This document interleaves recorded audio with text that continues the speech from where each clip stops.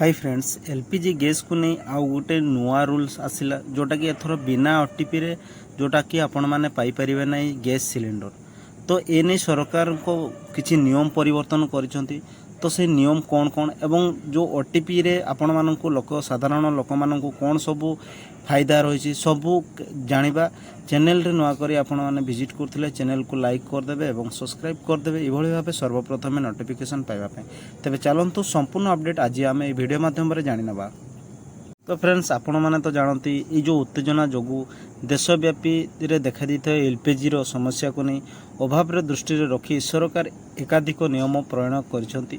तो साधारण ग्राहक सुविधा वृद्धि करने पाई यही नूतन नियम को प्रस्तुत करा जायछि। एही नियम गुडी को मध्यरु जोटा कि होछि ओटीपी जोटा वन टाइम पासवर्ड वाला नियम विशेष गुरुत्वपूर्ण एवं आवश्यकता।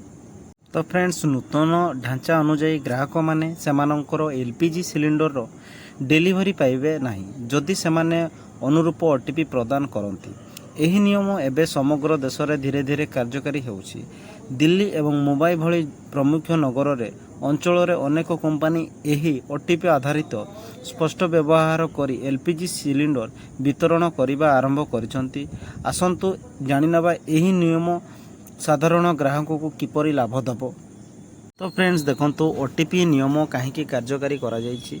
एलपीजी सिलिंडर ठकेई एवं स्टॉप एवं जो कला बजारी रोकिबा पाई सरकार यही नूतन जो देशव्यापी नियम कार्यकारी करिसंती। नूतन नियम अनुଯାयी डेलीवरी समय रे ग्राहकों को पंजीकृत मोबाइल नंबर एक ओटीपी पठाजिवो।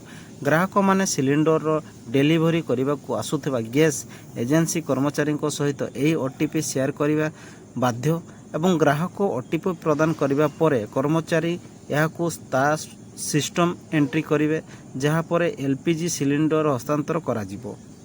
जदि ग्राहक कर्मचारी को ओटीपी प्रदान करिबारे विफल हुंती तेबे गैस सिलिंडर प्रदान करा जिवो नाही। एई जिनसटा आपण मानको देखंतु बहुत इंपोर्टेंट। जदि ओटीपी आपण मानकर विफल हुए ताले आपण माने गैस सिलिंडर पाई परिबे नाही। एहा व्यतीत जदि जणे कर्मचारी तांको सिस्टम रे ओटीपी एंट्री न करी एक डेलीवरी जोटा समाप्त करने को चेष्टा करती तेबे यह को सफल डेलीवरी भावे मान्यता दिया जिवो नाही। यही निर्दिष्ट ओटीपी को जोटा कि अनुष्ठानिक भावे जोटा कि डेलीवरी ऑथेंटिकेशन कोड भावे उल्लेख करा जायछि। यही ओटीपी किंबा डेलीवरी ऑथेंटिकेशन कोड सुनिश्चित करे जे कर्मचारी को प्रकृत रे सफलता सह एलपीजी सिलिंडर जोटा कि ग्राहक को प्रदान करा जाउछि। तेबे साधारण ग्राहक माने किपरि यार लाभ पाइबे। प्रकृत रे सरकार देशर विभिन्न स्थानर ग्राहकों ठारू अनेक अभियोग पाउथिले। एही अभियोग अनुଯାयी गैस एजेंसी कर्मचारी को प्रायतः डेलीवरी न करी डेलीवरी होउछि बोली देखाउथिले। फल सेमानकर सिलिंडर को गच्छित करी ब्लैक चढ़ा दाम रे बिक्री करि पाउथिले। किंतु ओटीपी नियम प्रचलित सहित कर्मचारी माने आउ एपरि ठकेई कार्य करि परिबे नाही। जोटा कि कर्मचारी ग्राहकों ओटीपी पाई सेमानंकर सिस्टम प्रवेश न करिबा पर्यंत एक डेलीवरी सफल बोली विवेचित करा जिवो नाही।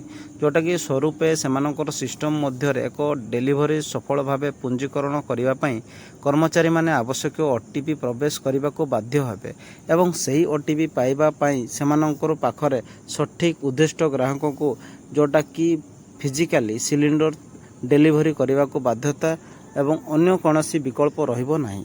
तो फ्रेंड्स आपण माने जानि पारिले जोटा कि बिना ओटीपी रे एबे आपण माने सिलिंडर पाई परिबे नाही को सब लाभ रही। तो फ्रेंड्स इनफॉरमेशन रे तो आपण माने जानि गले। जदि वीडियोटी आपण मानको भल लागि थाए ताले चैनल को लाइक एवं सब्सक्राइब करथिबे जोटा कि सर्वप्रथम नोटिफिकेशन आपण माने पाई परिबे।